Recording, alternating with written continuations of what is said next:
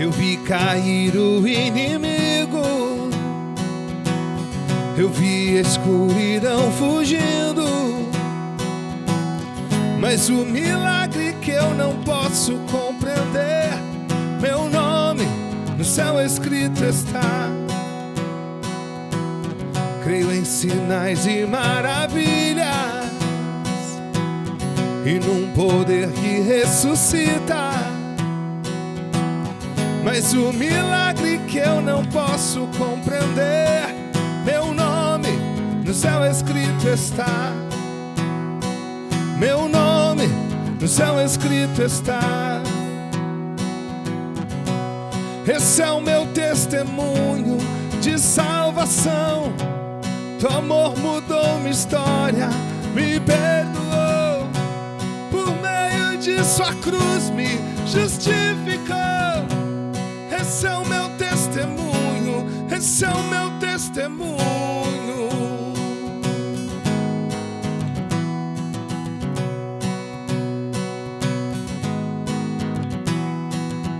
Aqui estamos reunidos,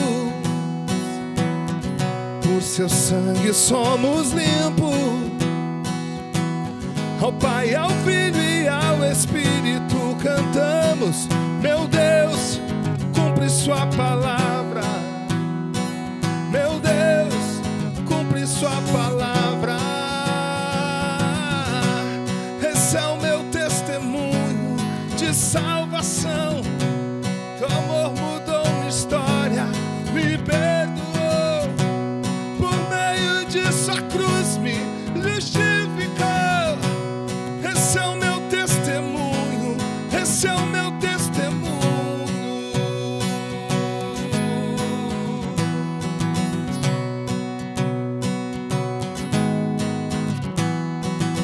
Se vivo estou, não é o final. Maiores coisas estão por vir, eu creio sim. Se vivo estou, não é o final. Maiores coisas estão por vir, eu creio sim.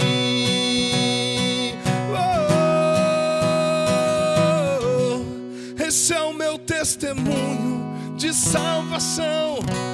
Teu amor mudou minha história, me perdoou. Por meio de sua cruz me justificou. Esse é o meu testemunho, que vivo estou. Esse é o meu testemunho de salvação. Teu amor mudou minha história, me perdoou. Por meio de sua cruz me justificou. Esse é o meu testemunho, esse é o meu testemunho.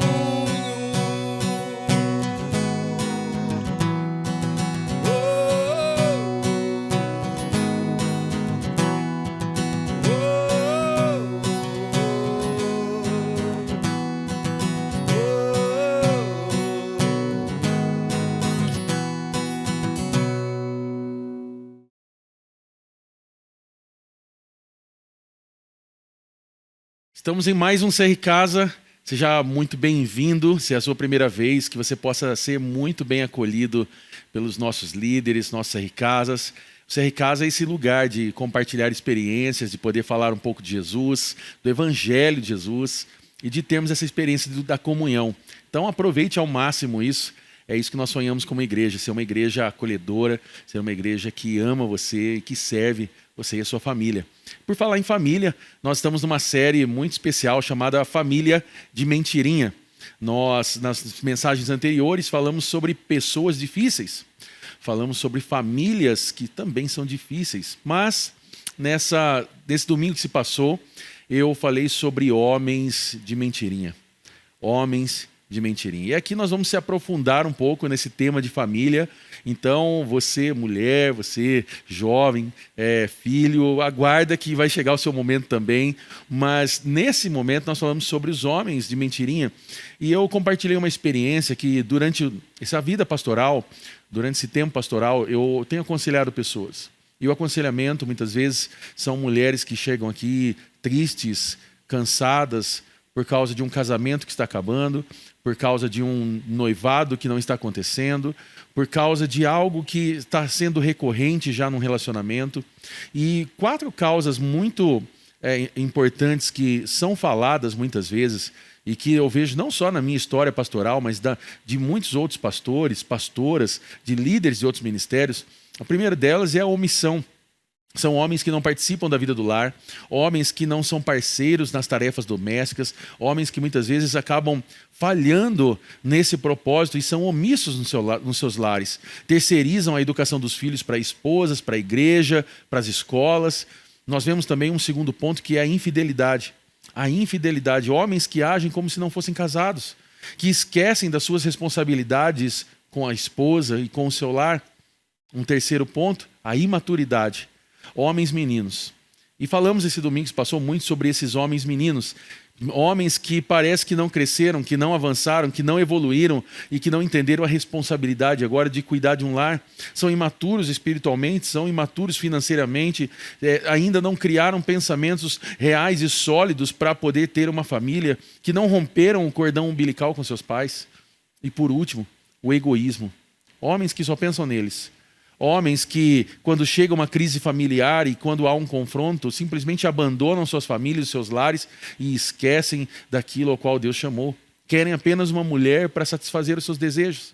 Então a pergunta que ficou nesse domingo foi: qual é o problema dos homens? E a resposta aqui a que nós entendemos é que essa crise da masculinidade começou no Gênesis. Lá no Gênesis com Adão. Quando nós vemos ali o pecado entrando no mundo e nós vemos o primeiro homem banana da história, o primeiro homem que agora pega as suas responsabilidades e transfere para a sua mulher, transfere para a serpente, transfere para o próprio Deus, mas não assume as suas responsabilidades. Só que tudo começa lá em Adão, mas o problema não é o Adão, o problema é o pecado. Nós entendemos que o problema é o pecado. O próprio pastor Paul Tripp, ele diz que o pecado me faz ser menos do que o homem que Deus projetou para ser.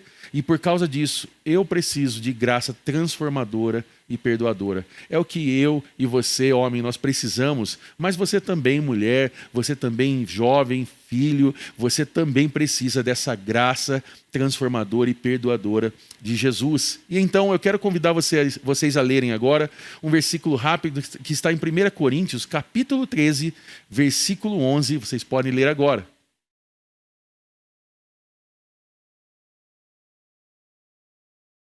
Bom, esse é um versículo muito interessante que o apóstolo Paulo está nos propondo aqui. E ele está dizendo: quando eu era menino, falava como menino, pensava como menino.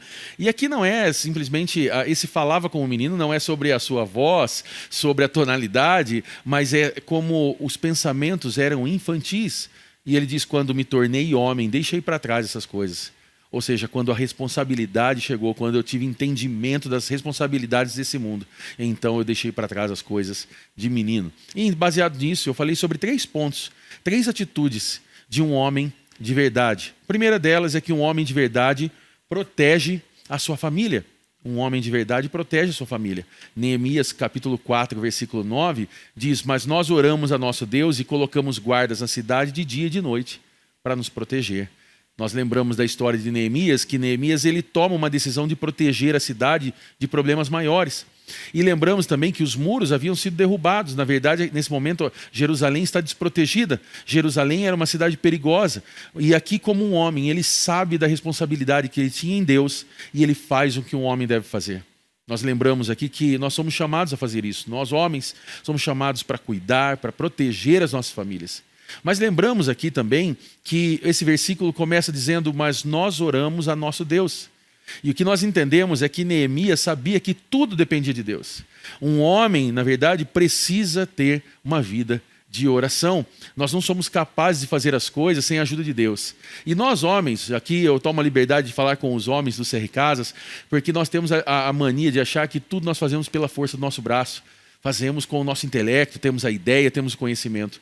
Mas guarde uma coisa: a sua família, a sua esposa, os seus filhos, eles vão conseguir entender o propósito deles nessa terra, o que eles precisam viver quando nós dependemos de Deus e entendemos a vontade dele para as nossas famílias. Então, a nossa masculinidade, ela precisa passar pela oração e pela dependência de Deus. Então, o segundo ponto que nós falamos aqui é que um homem de verdade prover para a sua família. Gênesis 2,15 diz: o Senhor Deus colocou o homem no jardim do Éden para cultivá-lo e tomar conta dele. Nós lembramos aqui que nós fomos chamados para trabalhar e para prover, para trazer o recurso para o lar, para trazer o sustento para o lar. Isso não quer dizer que mulheres não possam trabalhar e não tenham seus direitos. Eu quero dizer que nós, como igreja, respeitamos e entendemos cada situação familiar. E nós sabemos que tem famílias, como a minha, por exemplo, em que a minha esposa trabalha e então também traz o sustento para o lar.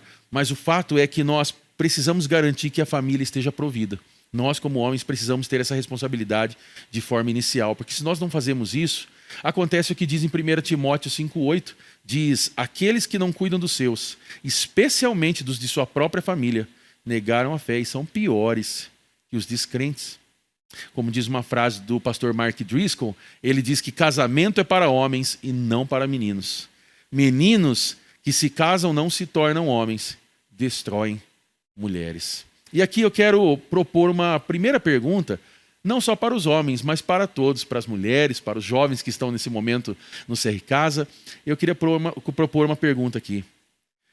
Quais são as áreas em que você tem sentido a necessidade de participar mais ativamente na vida familiar? Eu convido vocês a responderem isso agora em grupo.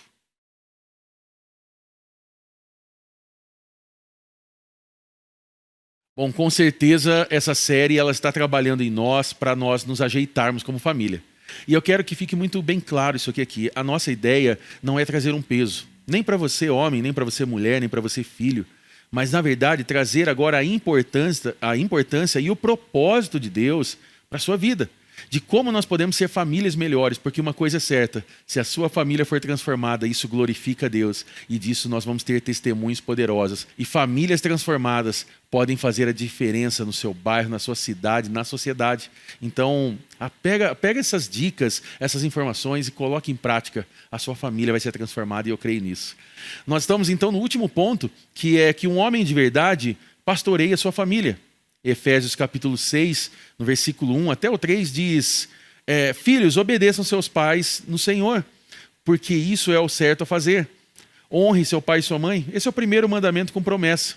Se honrar pai e mãe, tudo lhe irá bem e terá vida longa na terra. Então nós entendemos que um homem de verdade, ele protege, ele provê e ele pastoreia a sua família. E aqui eu falei sobre o papel dos filhos. Qual é o papel dos filhos diante dessa passagem? É obedecer, porque obedecer é o certo a se fazer aqui. É o que está dizendo esse versículo. Então, pais educam e colocam regras sobre a vida dos filhos, e filhos, nessa hora, se submetem. Cuidado com esses novos métodos de ensinar filhos, que filhos nós não podemos falar não, nós não podemos corrigir, nós não podemos falar, nós temos que dar autonomia às crianças. Cuidado com tudo isso, porque foi exatamente essa autonomia que a serpente deu para Adão e Eva, e hoje nós acarretamos esse problema chamado pecado. Cuidado com tudo isso. Nós lembramos de uma frase do pastor Billy Graham, que ele diz o seguinte: uma geração que tem dificuldade de honrar pai e mãe, dificilmente honrará a Deus. Então, pais, o meu convite para você hoje no CR Casa e o meu convite para vocês como família é: eduquem seus filhos. E eu digo isso também para as mães, que muitas vezes são mães que estão cuidando de uma família sozinhas. Eu quero dizer que essa igreja valoriza você. Eu quero dizer que essa igreja aplaude você e que dá valor à sua história e cuida de você. E nós queremos cuidar de você. Você talvez tenha um papel tão difícil agora de poder cuidar de uma família, cuidar dos filhos sem a presença de um esposo, de um marido no lar. Mas nós entendemos que Deus vai dar capacidade, condições para você cuidar, e nós queremos ser essa igreja para ajudar você. Eu quero propor uma última pergunta aqui nesse momento, porque nós entendemos então o papel do homem, mas nós estamos entendendo dentro dessa série o papel da família. Qual é o seu papel diante da sua família? Como esposo, como esposa, como filhos e filhas. Então eu queria propor uma última pergunta. O que podemos fazer como família para nos aproximarmos mais de Deus e fortalecermos nosso compromisso com Ele? Eu convido vocês a responderem isso em grupo agora, homens, mulheres, jovens, crianças. E ao término desse momento, eu convido vocês a orarem. Vocês podem orar em duplas, vocês podem orar em grupo. Orem pelas nossas famílias. Orem pela minha família, Orem pelas famílias da nossa igreja. Intercedam pelas famílias aqui representadas, pelas famílias aí do seu CR Casa. Eu tenho certeza que histórias de transformação acontecerão e que nós vamos ver o agir de Deus no decorrer dessa série. Nós não seremos famílias de mentirinha, seremos famílias de verdade, alicerçado na verdade, que Jesus é a verdade.